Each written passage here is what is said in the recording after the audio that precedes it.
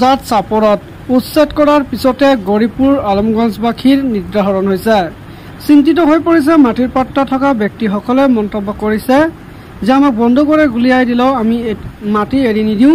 খাস মাটি চৰকাৰে অধিগ্ৰহণ কৰি লওক, তাত কোনো আপত্তি নাই। ৰাইজৰ কিন্তু পাত্তা মাটি এৰি নিদিয়ে। বিগত 90 বছৰতকৈ অধিক সময় এই মাটিত বসবাস কৰি থকা ব্যক্তিসকলে হঠাৎ উচ্ছেদৰ খবৰৰ পিছতে কান্দনত ভাঙি পৰিছে। খেতি কৰি জীৱন নিৰ্বাহ কৰা পাট্টাৰ মাটিত খেতি কৰি জীৱন নিৰ্বাহ কৰা লোকসকল এতিয়া ক'ত যাব, কি কৰিব, কি খাব তেওঁলোকে ভাবি পোৱা নাই।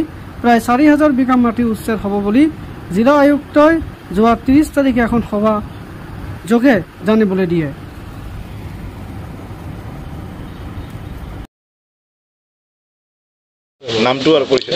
মোৰ নামটো আৰশ্বাদ হুছেইন, মোৰ দেউতাকৰ নাম মনোৱাৰ হুছেইন হয়। আজি মোৰ ঘৰ পঞ্চম খণ্ডতে। আজি আমি বহুত দুখিত আৰু চিন্তিত। তাৰ কাৰণ মানে FM মেমৰিয়েল স্কুলত আমাক সেইদিনাখন 30 তাৰিখত DC ছাৰে মাতি লৈ যিখিনি জ্ঞাত কৰিলে সেইটো লৈ আমি বহুত চিন্তিত। আমাৰ ফাইনেল মাটি পঞ্চম খণ্ড, চতুৰ্থ খণ্ড, আলমগঞ্জ পাৰ্ট 1 আৰু আলমগঞ্জ পাৰ্ট 6ৰ পৰা মোটামুটি প্ৰায় 900 বিঘামান DC ছাৰে জ্ঞাত কৰিছে। 900 বিঘামান মাটি ল'ব বুলি কৈছে। আমি বহুত চিন্তিত হৈ আছোঁ। তাৰ পিছতে আমি কেইবামান মানুহ যিবিলাক আমাৰ মানুহ বহুত কেইজন মানুহ মানে শুনি আহিছে বুলি কৈছে। আমাৰ চিতলকাটি গাঁওখন যিখন আছে, আলমগঞ্জ পাৰ্ট 4, আলমগঞ্জ পাৰ্ট 5, এই গাঁওখন গোটেই গাঁওখনে উচি গৈ আছে।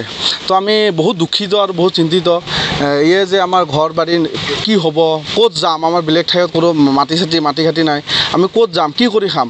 আমাৰ বাপেক বা দেউতাক ইহঁতক মানে কৃষি কৰি খায়, খেতিয়ক মানুহ। আজি 5-10 বিঘা মাটিত আমি খেতি কৰি খাই আছোঁ। কালিৰ ডেটত আমি ক'ত বা দিব চৰকাৰে, কি কৰিব, সেইটো লৈ আমি বহুত চিন্তিত হৈ আছোঁ।